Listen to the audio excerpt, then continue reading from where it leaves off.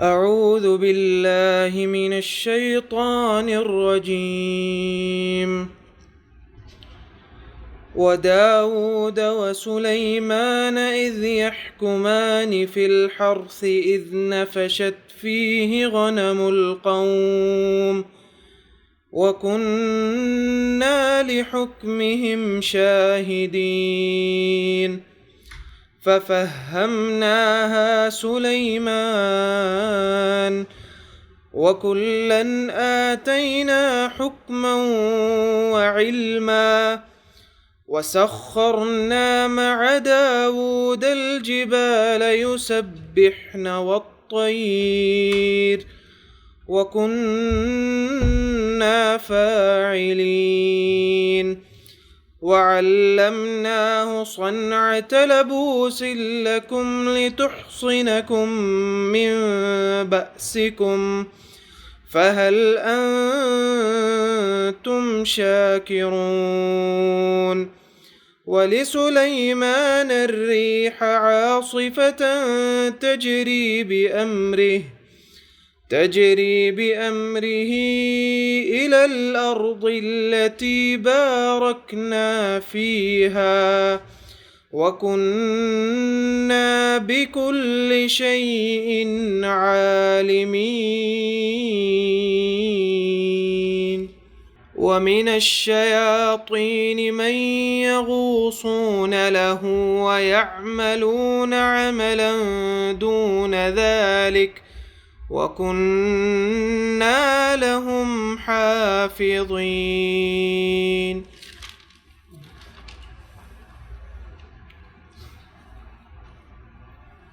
السلام علیکم ورحمۃ اللہ وبرکاتہ. اعوذ باللہ من الشیطان الرجیم. بسم اللہ الرحمن الرحیم. وداود وسلیمان اذ یحکمان فی الحرث، اور داؤد علیہ السلام اور سلیمان علیہ السلام جب دونوں ایک کھیت کے معاملے میں فیصلہ کر رہے تھے، اذ نفشت فیہ، جب رات کے وقت بکھر گئیں بکریاں، غنم القوم، کچھ لوگوں کی بکریاں رات کے وقت کھیت میں بکھر گئیں اور انہوں نے کھیت کو اجاڑ دیا. وَكُنَّا لِحُكْمِهِمْ شَاهِدِينَ، اور ہم ان کے فیصلے کو دیکھ رہے تھے. اس سے پچھلی آیتوں میں ہم نے حضرت ابراہیم علیہ السلام کا واقعہ پڑھا ہے، حضرت لوط علیہ السلام کا واقعہ پڑھا ہے، اور حضرت موسیٰ علیہ السلام کا واقعہ بھی پڑھا ہے، حضرت نوح علیہ السلام کا واقعہ بھی پڑھا ہے. یہ جتنے بھی انبیاء تھے ان میں سے بیشتر انبیاء نے بڑے مصائب و آلام برداشت کیے اور آزمائشوں سے گزرے. قوم کے سرداروں نے نہ صرف ایمان لانے سے انکار کیا بلکہ تضحیک بھی کی، توہین بھی کی، اور ان کو قتل کرنے کی کوشش بھی کی، گرفتار کرنے کی یا جلا وطن کرنے کی کوشش بھی کی. بیشتر انبیاء کرام جو تھے ان کے ساتھ اس طرح کے حالات پیش آئے، لیکن چند ایک انبیاء کرام کے واقعات اللہ تعالیٰ نے بیان فرمائے جن کو اللہ تعالیٰ نے نبوت بھی عطا فرمائی، لیکن اس کے ساتھ ساتھ اللہ تعالیٰ نے ان کو بادشاہت بھی دی اور دنیا کا مال دولت بھی دیا. اب حضرت نوح علیہ السلام کا اور حضرت لوط علیہ السلام کا، ابراہیم علیہ السلام کا واقعہ بیان کرنے کے بعد اللہ تعالیٰ نے ایسے ہی دو انبیاء کا واقعہ بیان فرمایا جن کو اللہ تعالیٰ نے نبوت بھی عطا فرمائی تھی اور بادشاہت بھی دی. اب یہ دونوں حالتیں جو ہیں یہ بڑی اہم ہیں، بلکہ یہ جو دولت کے ساتھ نبوت اور بادشاہت کا معاملہ ہے یہ زیادہ نازک ہے بنسبت اس حالت کے جس میں انبیاء پہ مصائب و آلام آئے، آزمائشیں آئیں، مصیبتیں اور تکلیفیں آئیں۔ قدرتی طور پہ جب انسان پہ مصیبت آتی ہے، تکلیف آتی ہے، پریشانی آتی ہے، ابتلا آتی ہے، تو انسان اللہ کی طرف رجوع کرتا ہے، اللہ سے تعلق جوڑتا ہے، یہ انسان کی فطرت میں ہے۔ لیکن جب انسان کے پاس مال اور دولت آتا ہے تو اس معاملے میں یا اس حالت میں اللہ تعالیٰ کے شکر کا حق ادا کرنا جو ہے وہ مشکل ہے، اور بہت ہی کم لوگ ایسے خوش نصیب ہوتے ہیں جو فی الواقعی اس حالت میں بھی اللہ کا شکر ادا کرتے ہیں۔ خود حضرت عمر رضی اللہ تعالیٰ عنہ نے یہ بات ارشاد فرمائی کہ جو ہمارا زمانہ تھا مصائب و آلام کا، آزمائشوں کا، اس میں تو ہم نے صبر کا حق ادا کیا، لیکن جب ہمارے اوپر خوشحالی آئی، مال دولت آیا اور فراخی آئی، تو اس وقت جو شکر ادا کرنے کا حق تھا وہ ہم ادا نہیں کر پائے۔ جس کا مطلب یہ ہے کہ یہ جو دوسری حالت ہے نا نبوت کے ساتھ بادشاہت والی، یہ ایک طرح سے بڑی آزمائش ہے کہ ہم دیکھتے ہیں کہ ان کو ہم نے نبوت بھی دی ہے اور ساتھ بادشاہت بھی دی ہے، اب اس حالت میں یہ کیا کرتے ہیں؟ اللہ تعالیٰ نے دونوں کے بارے میں یہ بات ارشاد فرمائی کہ ہم نے انہیں نبوت بھی دی۔ دونوں باپ بیٹا تھے، حضرت داؤد علیہ السلام باپ تھے اور حضرت سلیمان علیہ السلام بیٹے تھے، بنی اسرائیل سے تھے دونوں، اور حضرت داؤد علیہ السلام کو اللہ تعالیٰ نے زبور عنایت فرمائی تھی، اور ان کے جو علاقہ تھا وہ شام کا ملک تھا، پایا تخت وہی تھا۔ اللہ تعالیٰ نے ان کے بارے میں یہ بات ارشاد فرمائی کہ ہم نے ان کو نبوت اور بادشاہ سے سرفراز کیا، لیکن وہ اللہ کے نافرمان نہیں بنے، اللہ کے شکر گزار بندے بنے، اور اللہ تعالیٰ نے قرآن مجید میں ان کی یہ بات ارشاد فرمائی ہے کہ دونوں نے یہ بات کہی، الحمدللہ الذی فضلنا علی کثیر من عبادہ المؤمنین، کہ اللہ تعالیٰ نے اپنے جو مومن بندے تھے ان میں سے بیشتر لوگوں پر ہمیں فضیلت عطا فرمائی ہے، اور ہم اس پہ اللہ تعالیٰ کے شکر گزار ہیں۔ حضرت داؤد علیہ السلام کے بارے میں آگے سورہ صاد میں شاید یہ واقعہ آتا ہے کہ اللہ تعالیٰ نے آزمائش کی، ان کی بادشاہ تھے، اور مقدمہ لے کے آیا ایک آدمی کہ میرے پاس ایک بکری تھی اور یہ میرا ساتھی جو ہے اس کے پاس 99 بکریاں ہیں، اور اس نے مجھے دبا لیا ہے اور یہ چاہتا ہے کہ یہ ایک بکری بھی مجھ سے لے لے۔ تو اس کا فیصلہ تو کر دیا حضرت داؤد علیہ السلام نے، لیکن وہی بات کہ وہ اللہ تعالیٰ سے غافل نہیں تھے، اللہ کے ہاں جواب دہی کا احساس تھا، بادشاہ ہونے کے باوجود لاپرواہ نہیں تھے، باغی نہیں تھے، لہٰذا انہوں نے فیصلہ کرنے کے بعد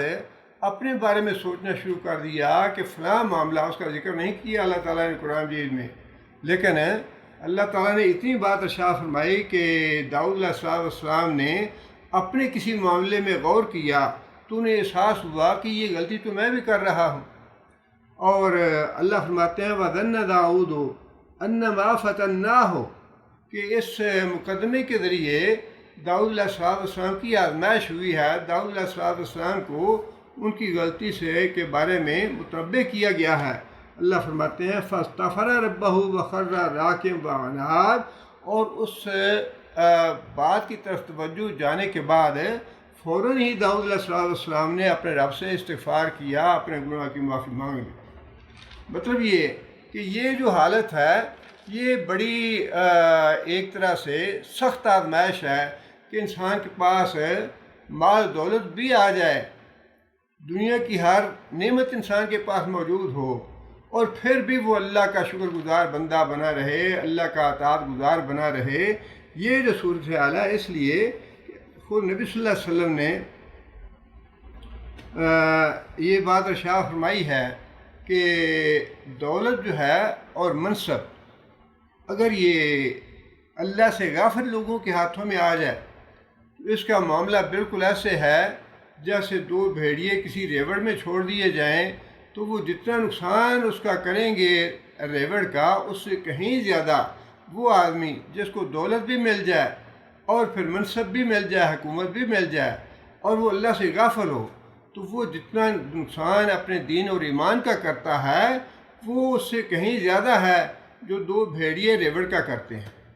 مطلب یہ کہ یہ بڑی سخت آزمائش ہے۔ خود اللہ تعالیٰ نے قرآن مجید میں یہ بات ارشاد فرمائی، ان الانسان لیطغی ان رآہ استغنی۔ جب انسان کے پاس مال دولت آتا ہے انسان سرکش ہو جاتا ہے، اللہ سے غافل ہو جاتا ہے، بے پرواہ ہو جاتا ہے۔ اور نبی صلی اللہ علیہ وسلم نے یہ بات ارشاد فرمائی کہ مجھے اپنی امت کے بارے میں فقر کا ڈر نہیں ہے، بلکہ مجھے اس بات کا ڈر ہے کہ اس امت کے پاس مال دولت بہت زیادہ آ جائے گا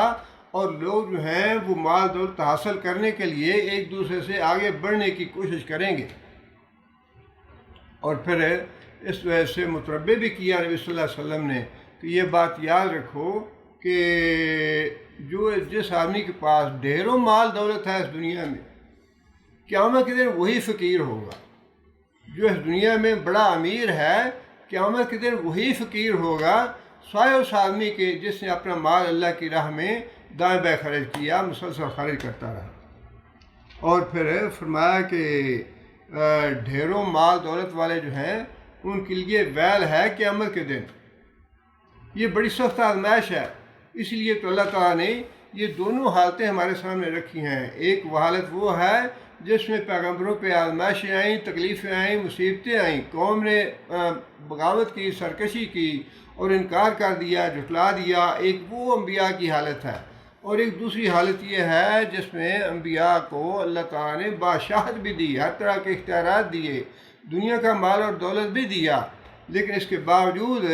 وہ اللہ تعالیٰ کے شکر گزار، اللہ کے فرمان بردار بندے بنے رہے۔ اور جب کبھی محسوس کیا کہ ان سے کوئی کوتاہی ہو گئی ہے تو اللہ فرماتے ہیں فاستغفر ربہ وخر راکعا واناب، تو اللہ کے حضور فوراً انہوں نے معافی مانگی، اللہ کے حضور سجدے میں گر پڑے اور اللہ کی طرف رجوع کر لیا انہوں نے۔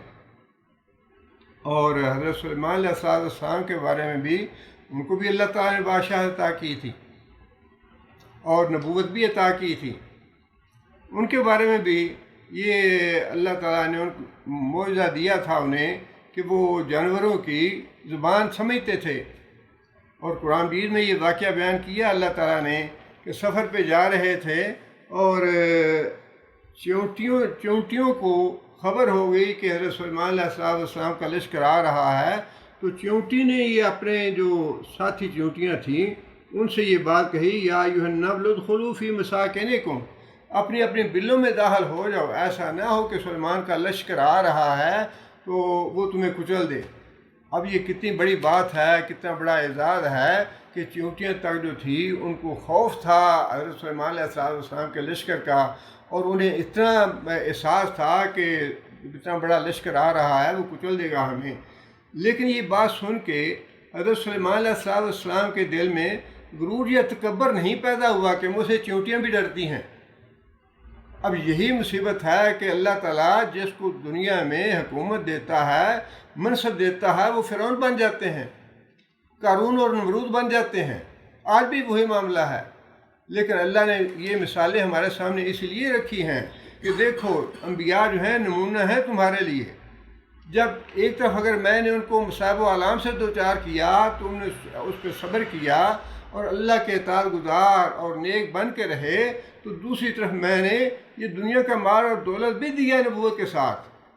لیکن اس کے باوجود بھی وہ میرے شکر گزار بن کے رہے، میرے فرمان بردار بن کے رہے، انہوں نے مجھ سے بغاوت نہیں کی۔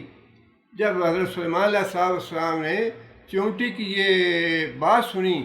تو قرآن مجید نے خود یہ بات بتائی ہے کہ سلیمان علیہ السلام نے اللہ کے حضور یہ دعا کی، رب اوزعنی ان اشکر نعمتک التی انعمت علی وعلی والدی وان اعمل صالحا ترضاہ وادخلنی برحمتک فی عبادک الصالحین۔ یا اللہ تو مجھے توفیق ادا کر کہ جو تو نے مجھے نعمتیں دی ہیں میں ان کا شکر ادا کر سکوں۔ کتنی بڑی نعمت ہے یہ کہ تو نے ہمیں نبوت بھی دی ہے اور اس کے ساتھ دنیا کا مال دولت بھی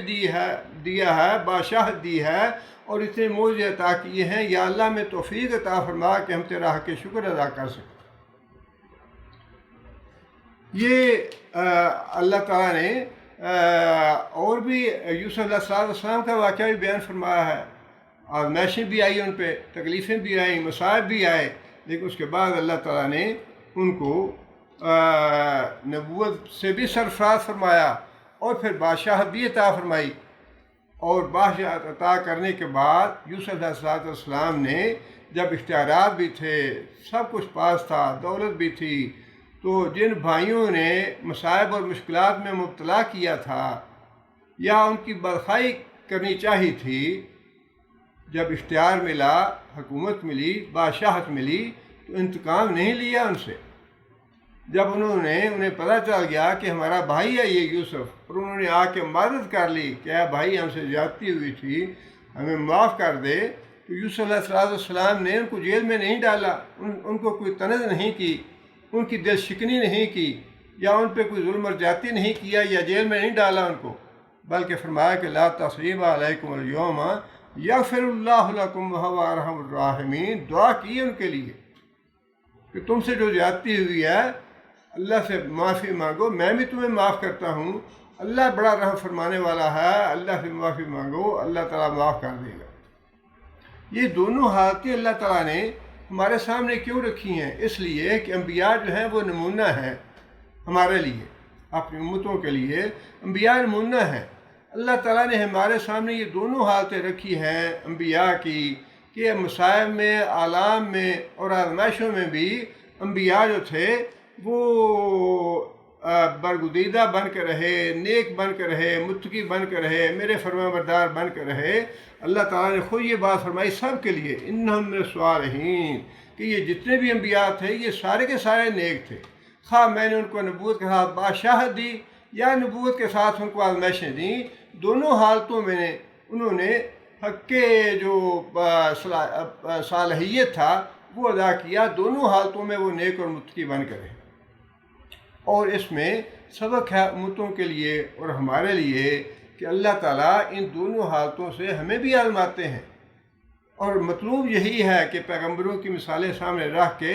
اگر مصیبتیں آئیں، تکلیفیں آئیں، آزمائشیں آئیں، تو ہم صبر و شکر کریں، صبر کریں، اور پھر بھی اللہ تعالیٰ کی فرمان برداری کریں، ہماری زبان پہ کوئی گلے شکوے کی بات نہ آئے، اللہ کی ناراضی والی کوئی بات نہ آئے، اللہ تعالیٰ کی فرمان برداری اور اطاعت گزاری میں رہیں، ہم اللہ کی رحمت حاصل کرنے والے رہیں اور اللہ کے صالح بندے بن کے رہیں اس حالت میں بھی۔ اور اگر اللہ تعالیٰ مال دولت عطا فرما دے، اللہ تعالیٰ فراخی عطا فرما دے، دنیا عطا فرما دے اللہ تعالیٰ، تو پھر بھی انسان باغی نہ بنے، سرکش نہ بنے، اللہ کا نافرمان نہ بنے، بلکہ جس طرح حضرت داؤد علیہ السلام اور حضرت سلیمان علیہ السلام بادشاہت کے باوجود اللہ کے فرمان بردار بن کے رہے، اسی طرح ہمیں بھی دنیا کا مال اور دولت اور فراخی ملنے کے باوجود اللہ کا فرمان بردار اور اللہ کا اطاعت گزار بندہ بن کے رہنا چاہیے۔ قرآن مجید میں اللہ تعالیٰ نے ذوالقرنین کا ذکر بھی کیا ہے۔ بادشاہ تھا جس کی حکومت مغرب سے مشرق تک تھی، مغرب کے سفر بھی کیے ذوالقرنین نے، مشرق کے سفر بھی کیے ذوالقرنین نے، اور مشرق میں جب سفر کیا انہوں نے تو اللہ فرماتے ہیں کہ وہاں پہ ایک ایسی قوم تھی جس نے شکوہ کیا یا جس نے شکایت کی ذوالقرنین کے سامنے کہ یہاں پہ کچھ لوگ ایسے ہیں جو ہم پہ حملہ آور ہوتے ہیں، قتل و ریزی کرتے ہیں، خون ریزی کرتے ہیں، ہمیں تنگ کرتے ہیں، تو ہمیں ان سے بچانے کے لیے یہاں پہ دیوار بنا دو۔ ذوالقرنین نے دیوار بنا دی، لیکن دیوار بنانے کے بعد وہ نیک آدمی تھا، صالح آدمی تھا، اللہ کا فرما بردار تھا، اگرچہ بادشاہ تھا۔ یہی اللہ تعالیٰ ہمیں سبق دیتے ہیں کہ بادشاہت بھی میری دی ہوئی ہے، لہذا میرے فرما بردار بن کے رہو، میرے قانون نافذ کرو، اور میں نے جو احکام دیے ہیں ان کی پابندی کرو۔ بہت بڑا سبق ہے ان واقعات میں۔ ذوالقرنین نے وہ دیوار تعمیر کرنے کے بعد یہ بات کہی، ھذا رحمت من ربی، میرا کوئی کمال نہیں ہے، اللہ نے مجھے بادشاہی دی، اللہ نے مجھے یہ دولت دی، اللہ نے یہ مجھے عقل و فہم دیا، اور اللہ تعالیٰ نے مجھے اتنی وسیع سلطنت دی۔ اور اگر میں نے یہ تم پہ احسان کیا ہے یا تمہارے لیے تحفظ کے لیے یہ کام کیا ہے تو میں اللہ کا شکر ادا کرتا ہوں، یہ اللہ کی رحمت ہے، یہ میرا کوئی کمال نہیں ہے، اللہ کی رحمت ہے یہ۔ فَإِذَا جَاءَ رَبِّي وَعْدُ رَبِّي جَعَلَهُ دَكَّ، اور یہ میں نے جو کچھ بھی کیا ہے اللہ کے فضل سے، اللہ کے احسان سے کیا ہے، اور اس کی حیثیت تو اتنی ہے کہ اللہ کا امر جب آ جائے گا اس دیوار کو ختم کرنے کے لیے تو یہ دیوار ریزہ ریزہ ہو جائے گی، اللہ کے حکم سے آج کھڑی ہوئی ہے، اللہ کے حکم سے ریزہ ریزہ ہو جائے گی، میرا اس میں کچھ بھی نہیں ہے۔ یہ وہ تعلیم ہے جو اللہ تعالیٰ بادشاہوں کو، صدور کو، وزیروں کو اور گورنر جو بنے ہوئے ہیں، جن کو اللہ تعالیٰ نے منصب عطا کیے ہیں، جن کو اللہ تعالیٰ نے موقع دیا ہے اس بات کا کہ وہ اللہ کے دین کی خدمت کر سکیں، اللہ کا دین اور اللہ کا قانون نافذ کر سکیں، اس طرح ان کو رہنا چاہیے جس طرح ذوالقرنین تھے، یا جس طرح یوسف علیہ السلام تھے، یا جس طرح داؤد علیہ السلام تھے، یا سلیمان علیہ السلام تھے۔ اللہ تعالیٰ نے ہر طرح کی جو حالتیں ہیں وہ ساری کی ساری ہمارے سامنے رکھی ہیں، سارے نمونے ہمارے سامنے رکھے ہیں۔ اب یہ تو ہمارے اپنے دین اور ایمان کی بات ہے اور ہمارے اپنے ظرف کی بات ہے کہ ہم کتنا اسے سبق حاصل کرتے ہیں اور کتنا اس پہ عمل کرتے ہیں۔ اب چلیے جو آیتیں ہم نے پڑھی ہیں ان کے بارے میں جو اللہ تعالیٰ نے باتیں ارشاد فرمائی ہیں وہ پڑھ لیتے ہیں۔ پہلے تو حضرت داؤد علیہ السلام جو والد تھے حضرت سلیمان علیہ السلام کے، ان کے بارے میں اللہ تعالیٰ نے دونوں کے بارے میں یہ بات ارشاد فرمائی کہ پہلے تو مقدمہ آیا حضرت داؤد علیہ السلام کے سامنے، فریقین مقدمہ نے آ کے مقدمہ پیش کیا کہ ایک کھیتی والے نے یہ بات کہی کہ میری کھیتی تھی اور اس کی بکریاں تھیں، رات کے وقت بکریاں جو تھیں وہ کھیتی میں انہوں نے ساری فصل جو تھی اجاڑ دی، ختم کر دی، چر لی، تو اب آپ اس کا فیصلہ کیجئے کہ میرا نقصان ہو گیا ہے تو یہ میرا نقصان پورا کرے۔ جتنا اندازہ تھا کھیتی کے نقصان کا اتنی قیمت کی بکریاں تھیں۔ داؤد علیہ السلام نے قانونی فیصلہ کر دیا کہ جتنا تیرا مال کا نقصان ہوا ہے اس کے برابر اس کی بکریاں لے لو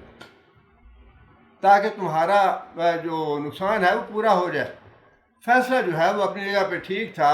قانون تو یہی ہے کہ جتنا اس کا مال برباد ہوا، جتنا مال ضائع ہوا، وہ مال اب بکریوں والا پورا کرے۔ اس کی ساری بکریاں جو ہیں وہ اس فیصلے کے اعتبار سے کھیتی والے کے پاس چلی گئی۔ داؤد علیہ السلام کے اس فیصلے کے بعد سلیمان علیہ السلام کے پاس بھی فریقین مقدمہ گئے کہ اے اللہ کے نبی آپ ہمارا یہ فیصلہ کریں۔ داؤد علیہ السلام نے تو یہ فیصلہ کیا ہے۔ سلیمان علیہ السلام نے اس فیصلے کو غلط تو نہیں کہا اس لیے کہ قانونی طور پہ ٹھیک تھا وہ، لیکن سلیمان علیہ السلام نے ایک مصالحت کی صورت نکال دی، اور یہ وہ بات تھی جس کے بارے میں اللہ نے یہ بات ارشاد فرمائی کہ ہم نے سلیمان کو فہم عطا کیا، سوجھ بوجھ عطا کی کہ وہ اس مقدمے کا فیصلہ جو ہے اس سے داؤد علیہ السلام کے فیصلے سے بہتر طریقے سے کر دے۔ سلیمان علیہ السلام نے فیصلہ یہ کیا کہ جو کھیت والا ہے بکریاں ابھی اس کے حوالے کر دی جائیں اور کھیت جو ہے وہ بکریوں والے کے حوالے کر دیا جائے۔ جو بکریوں والا آدمی ہے وہ کھیت کی نگہداشت کرے یا بیج بوئے اور اس کو اسی حالت پہ لے آئے جس حالت پہ اس کی کھیتی تھی۔ جب اس حالت پہ آ جائے تو وہ جو بکریاں کھیت والے کے پاس ہیں وہ بکریاں اس کی واپس کر دی جائیں۔ اس فیصلے میں دونوں کے لیے بہت بچاؤ تھا۔ نقصان کھیتی والے کا جو نقصان ہوا وہ بھی پورا کرنے کا فیصلہ ہو گیا، اور جو بکریوں والا تھا عارضی طور پہ وہ بکریاں اس کو دے دی گئی کھیتی والے کو تاکہ وہ ان سے فائدہ اٹھائے، لیکن مستقل طور پہ اس کے حوالے نہیں کی۔ جب کھیتی کا نقصان پورا ہو گیا تو وہ بکریاں جو تھیں وہ بکریوں والے کے پاس واپس بھجوا دی گئی۔ اس فیصلے سے دونوں حضرات خوش ہو گئے، فریقین جو تھے دونوں خوش ہو گئے۔ اس کے بارے میں اللہ نے فرمایا کہ وَكُنَّا لِحُكْمِهِمْ شَاهِدِينَ، ان دونوں نے جو فیصلہ کیا ہم اسے دیکھ رہے تھے، لیکن ساتھ یہ بات ارشاد فرمائی فَفَهَّمْنَاهَا سُلَيْمَانَ کہ سلیمان علیہ السلام کو اس مقدمے کا فیصلہ کرنے میں ہم نے سوجھ بوجھ عطا کی اور انہوں نے اپنے باپ کے فیصلے سے بہتر فیصلہ کر دیا، جس کا مطلب یہ ہے کہ یہ ضروری نہیں ہے کہ ایک جو اعلیٰ عدالت ہے وہ جو فیصلہ کرے، اگر اس کے تحت والی اس سے چھوٹی عدالت معقول دلائل کی بنیاد پہ اس سے بہتر فیصلہ کرتی ہے، تو اس کا مطلب یہ ہے کہ سپریم کورٹ کا فیصلہ جو ہے منسوخ ہو سکتا ہے شرعی دلائل پہ۔ اگر جو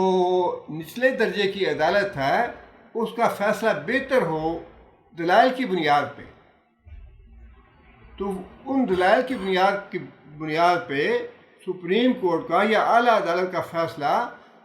منسوخ ہو سکتا ہے۔ اور یہی چیز ہمیں معلوم ہوتی ہے، اس سے یہ بھی معلوم ہوتی ہے بات کہ یہ ضروری نہیں کہ باپ ہی بات کی تہ تک پہنچے، بعض اوقات بیٹے کو اللہ نے اتنی ذہانت دی ہوتی ہے کہ بیٹا بات کی تہ کو پہلے پہنچ جاتا ہے۔ ایسا ہی ایک اور فیصلہ حدیث میں بھی ہے، وہ بھی دونوں باپ بیٹے سے تعلق رکھتا ہے۔ دو عورتیں تھیں اور دونوں کے پاس ایک ایک بیٹا تھا، کہیں سفر پہ جا رہی تھیں، راستے میں بھیڑیے نے کہیں انہوں نے بیٹھی ہوں گی آرام کرنے کے لیے، بھیڑیا آیا اور ان عورتوں کی غفلت کی وجہ سے ایک بچے کو اٹھا کے لے گیا۔ اب وہ جو دوسرا بچہ تھا اس کے بارے میں دونوں نے جھگڑا کرنا شروع کر دیا۔ جو اصل ماں تھی اس کا دعویٰ تو بالکل درست تھا کہ یہ میرا بیٹا ہے۔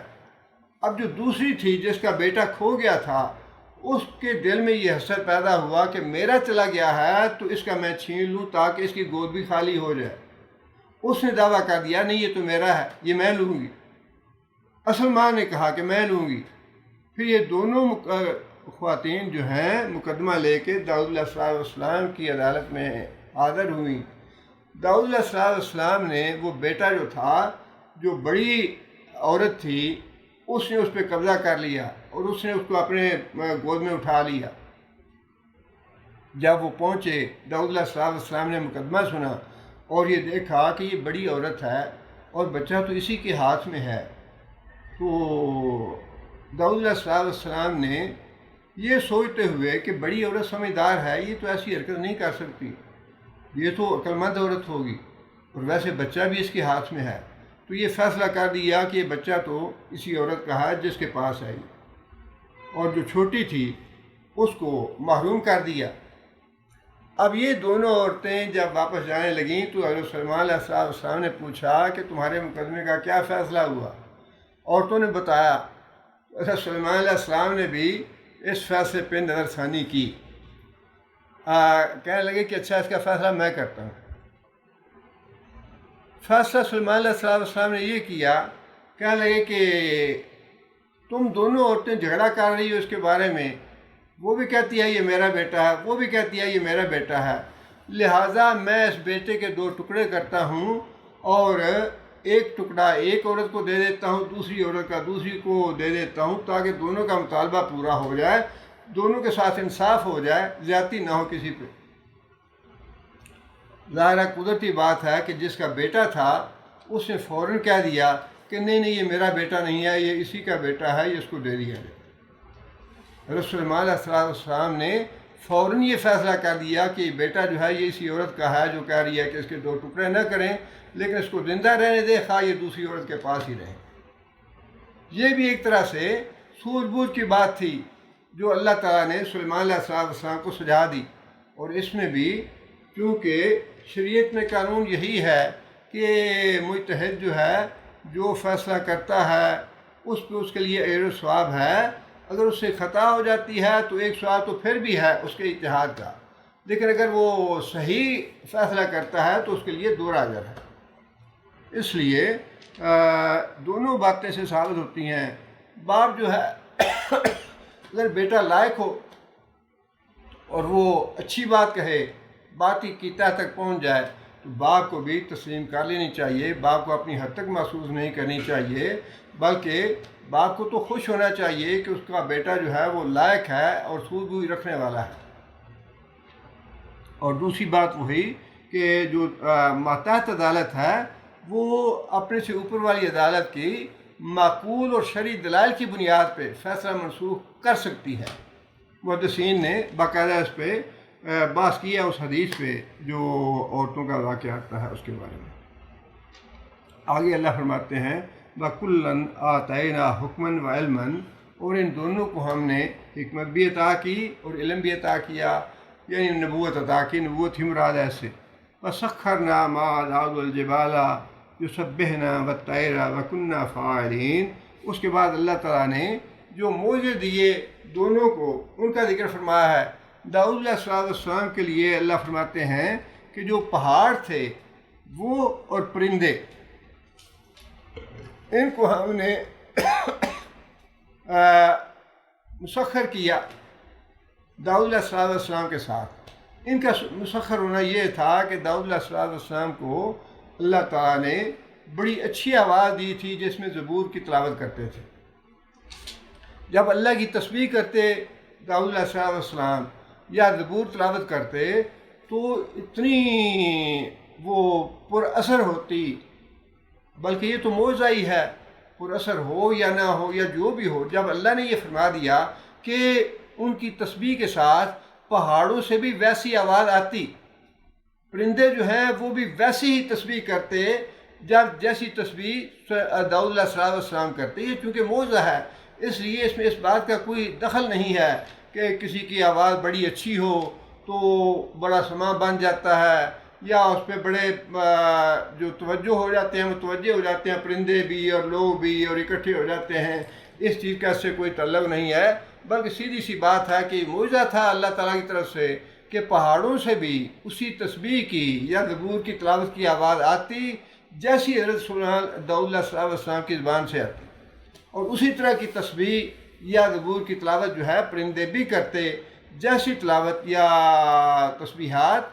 داؤد علیہ السلام کرتے۔ یہ ہے معجزہ جو داؤد علیہ السلام کو دیا گیا۔ اچھا، آگے اللہ تعالیٰ نے ایک اور آگے اللہ نے یہ بات بھی ارشاد فرمائی ہے وَكُنَّا فَاعِلِينَ۔ یہ بالکل وہی بات ہے کہ لوگ کہیں اس غلط فہمی میں نہ پڑ جائیں کہ اللہ تعالیٰ نے اپنی صفات میں سے کوئی صفت دے دی داؤد علیہ السلام کو کہ داؤد علیہ السلام کی آواز پہ پہاڑ بھی بولتے ہیں، پہاڑوں سے بھی آواز آتی ہے،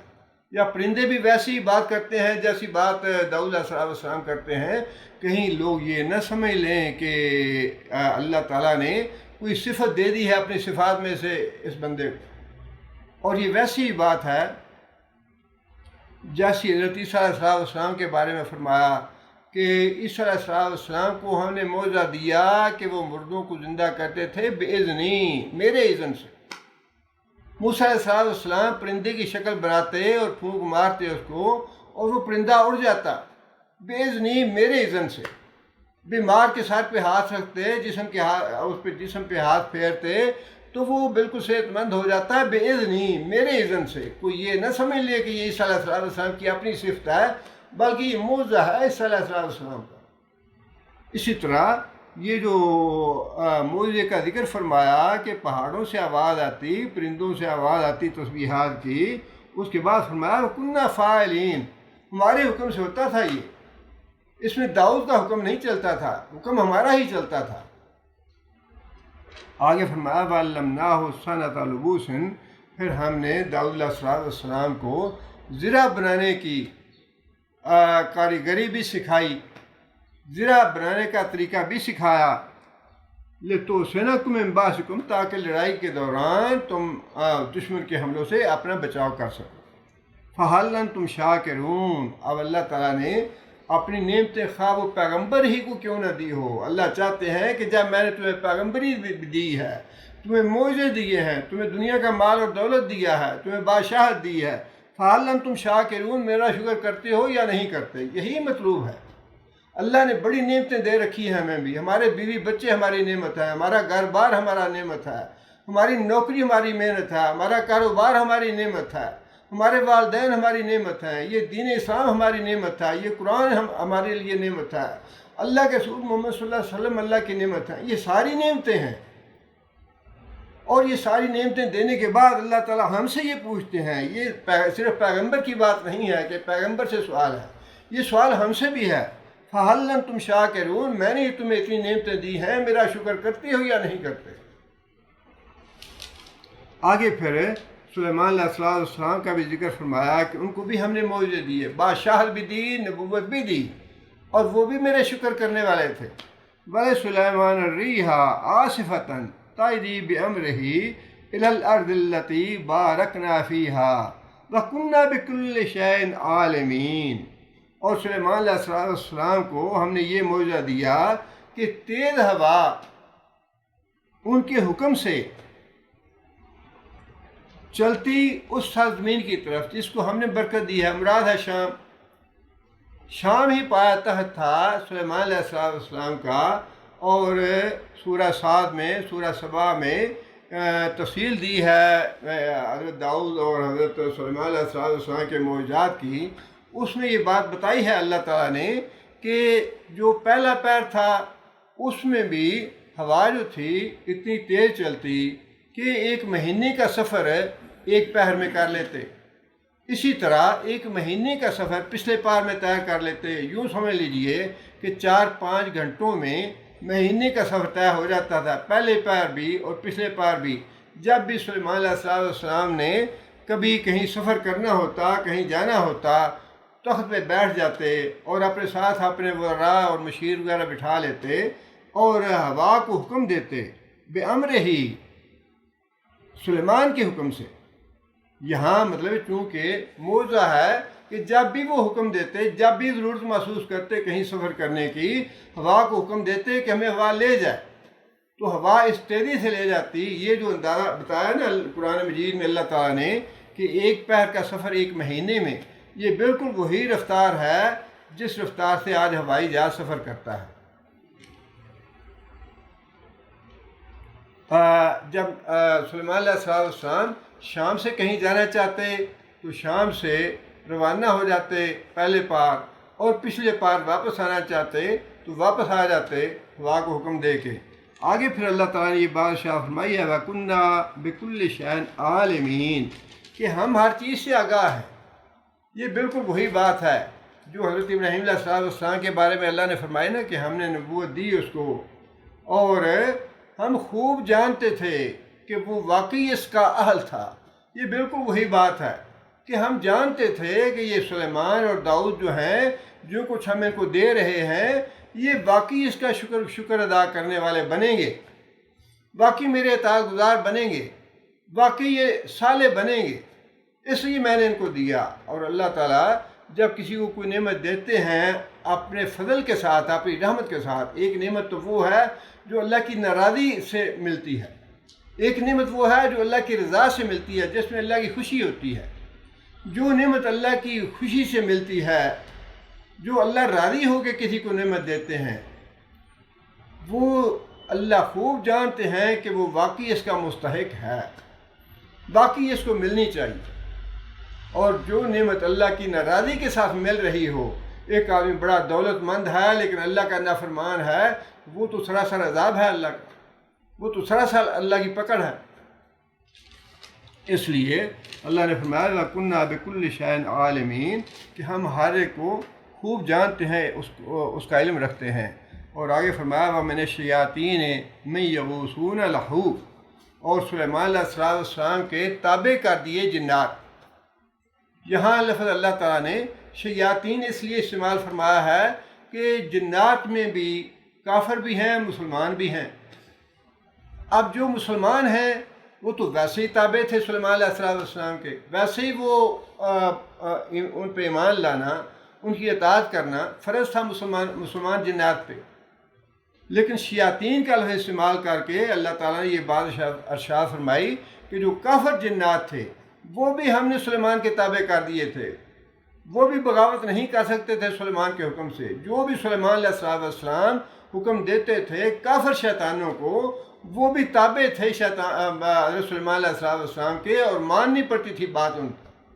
اور یہ اللہ تعالیٰ نے معجزے کے طور پہ دیا کہ جنات کو ہم نے تابع کر دیا. مسلمان جنات تو ویسے ہی تابع تھے، لیکن جو کافر جنات تھے ان کو بھی تابع کر دیا. یغوثون لہو، جو غوطہ لگاتے تھے اور سمندر سے ہیرے جواہرات موتی وغیرہ نکالتے تھے، وَيَعْمَلُونَ عَمَلًا دُونَ ذَلِكَ، اور پھر سلیمان علیہ السلام کے حکم کے مطابق اور بھی کام کرتے تھے. اچھا بھئی یہ محل بنا دو، یا یہ کھانا پکا دو، یا یہ فلاں کام کرو. جو بھی کام مطلوب ہوتا تھا اس کی وضاحت بعض دوسری صورتوں میں اللہ نے فرمائی ہے کہ وہ محل بناتے، گسر وغیرہ بناتے، تمثیلات بناتے، مجسمے وغیرہ، اور پھر کھانا وانا پکاتے، اس طرح کی چیزیں. اللہ فرماتے ہیں کہ وہ جنات جو تھے تابع تھے، اور وہ سلیمان علیہ السلام کو جو بھی حکم دیتے تھے وہ سارے کام کرتے تھے. وَكُنَّا لَهُمْ حَافِظِينَ، اور ہم ان کی حفاظت کرنے والے تھے. کن کی حفاظت کرنے والے تھے؟ محسنین نے لکھا ہے کہ چونکہ کافر جنات جو تھے وہ بھی تابع تھے،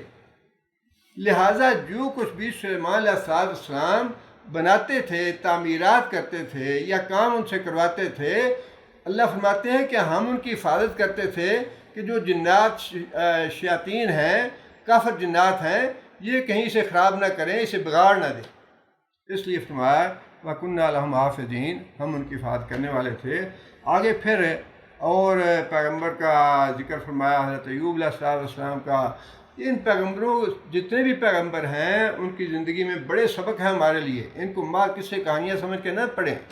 اور نہ ہی سنیں ان کو. داؤد علیہ السلام کے، سلیمان علیہ السلام کے واقعے میں میں نے مختصر طور پہ ان کے معجزات بتا دیے، لیکن ان کی زندگی میں یہ بڑا سبق ہے کہ مال دولت آنے کے باوجود اور بادشاہت ملنے کے باوجود اللہ کے باغی نہیں ہوئے، اللہ کے سرکش نہیں ہوئے، اللہ کے شکر گزار بندے اور صالح بن کے رہے. اور یہی مطلوب ہے ہم سے. اگر مصائب اور آلام آئیں تو ان انبیاء کو دیکھ لیا جائے جنہوں نے مصائب اور آلام برداشت کیے، آزمائشیں برداشت کیں، اور اس کے باوجود اللہ کے صالح بندے بن کے رہے، اللہ کے حقوق بھی ادا کیے، بندوں کے حقوق بھی ادا کیے. اگر اللہ مال دولت دے تو پھر بھی. اور اسی طرح آگے اللہ تعالیٰ نے ایوب علیہ السلام کا ذکر فرمایا ہے. ان کی زندگی میں ایک بڑا سبق ہے ہمارے لیے. انشاءاللہ اس کا ذکر جو ہے وہ اگلے درس میں ہوگا. اللہ تعالیٰ سے دعا ہے کہ اللہ تعالیٰ ہمیں جو کچھ سنا ہے اس پہ عمل کرنے کی توفیق بھی عطا فرمائے. جو اسباق ہم پڑھتے ہیں انبیاء کی زندگی میں جو اسباق ہیں ہمارے لیے، اللہ تعالیٰ ہمیں ہمارے ذہنوں میں وہ باتیں بٹھا دیں تاکہ ہم عملی زندگی میں اس پہ عمل کریں. اللہ تعالیٰ سے دعا کرنی چاہیے کہ اللہ تعالیٰ ہمارے اعمال کی، ہمارے عقائد کی اور ہمارے معاملات کی اصلاح فرمائے. ربنا آتنا فی الدنیا حسنۃ وفی الآخرۃ حسنۃ وقنا عذاب النار. ربنا ظلمنا انفسنا ان لم تغفر لنا وترحمنا لنكونن من الخاسرين. ربنا هب لنا من ازواجنا وذرياتنا قرة اعين واجعلنا للمتقين اماما. ربنا اصرف عنا عذاب جهنم ان عذابها كان غراما انها ساءت مستقرا ومقاما. اللهم ايد الاسلام والمسلمين، اللهم اعز الاسلام والمسلمين، اللهم اذل الشرك والمشركين، اللهم دمر اعداء الدين، اللهم نبر قلوبنا بنور الايمان، اللهم ثبتنا على الاسلام، اللهم اغفر لجميع المؤمنين والمؤمنات الاحياء منهم والاموات. ربنا تقبل منا انك انت السميع العليم وتب علينا انك انت التواب الرحيم. سبحان ربك رب العزة عما يصفون وسلام على المرسلين والحمد لله رب العالمين. ایک اہم بات کرنا چاہتا ہوں، وہ یہ ہے کہ اللہ کے فضل و کرم سے نئی کتاب طبع ہو گئی ہے، اور حسب سابق ہمارے درس کے ایک ساتھی نے اس کا اہتمام کیا ہے. سارے بھائی دعا کریں ان کے حق میں، اللہ ان کے لیے ان کو اجر جزیل عطا فرمائے، ان کے لیے، ان کے والدین کے لیے، ان کے اہل و عیال کے لیے صدقہ جاریہ بنائے. اور قیامت کے روز اللہ تعالیٰ یہ جو حدیث کی نشر و اشاعت ہے یہ بڑی ہی الحمدللہ اہمیت کی حامل ہے. قرآن مجید کی اشاعت بھی بڑی اہمیت کی حامل ہے، لیکن قرآن مجید پہ بیشتر لوگوں نے بڑا کام کیا ہے، اور تفسیریں بھی لکھی ہیں، ترجمے بھی ہیں، اور اس کے ویڈیو بھی ہیں، آڈیو بھی ہیں، درود سب کچھ ہے. لیکن احادیث کے طرف توجہ لوگوں کی کم ہی رہی ہے. اس لیے حدیث کے بارے میں الحمدللہ نبی صلی اللہ علیہ وسلم کی خاص یہ دعا ہے. قرآن کے لیے بھی بہت سی دعائیں ہیں، لیکن حدیث کے بارے میں خاص دعا ہے کہ اللہ تعالیٰ اس آدمی کو خوش و خرم رکھے، سرسبز رکھے۔ سرسبز کے الفاظ ہیں، اللہ تعالیٰ اس آدمی کو سرسبز رکھے جو میری بات سنے اور آگے لوگوں تک پہنچائے۔ اللہ تعالیٰ جزا خیر دے سارے بھائیوں کو جو اس کام میں شیئر کرتے ہیں، پھر کتابیں لے کے آگے دوستوں تک پہنچاتے ہیں۔ چونکہ پہلے آپ کو معلوم ہے کہ کتاب کی تقسیم کا سلسلہ جو ہے مکتب جالیات میں ہو جاتا تھا، سہولت سے یہ کام ہو جاتا تھا، سارے بھائیوں تک کتاب پہنچ جاتی تھی۔ اب چونکہ وہ سلسلہ نہیں ہے، لہٰذا ہم نے یہ اہتمام کیا ہے کہ بعض دوستوں کے پاس کچھ کتابیں رکھی ہیں۔ جو حضرات عبدالرحیم صاحب ہمارے بھائی ہیں، ان کا موبائل نمبر ہے 05054833833۔ ان سے بھی رابطہ کر کے آپ کتاب حاصل کر سکتے ہیں، اور مجھ سے بھی رابطہ کر کے کتاب حاصل کر سکتے ہیں، اور آپ انفارمیشن بھی لے سکتے ہیں کہ ان دو جگہوں کے علاوہ کن کے پاس کتابیں پڑھی ہیں۔ 2-3 اور بھی ہمارے بھائی ہیں جن کے پاس کتابیں ہیں، وہ آپ انفارمیشن بھی لے سکتے ہیں، یا پھر ان 2 جگہ سے آپ براہ راست کتاب بھی لے سکتے ہیں۔ سبحان ربک رب العزت عما یصفون و سلام علی المرسلین۔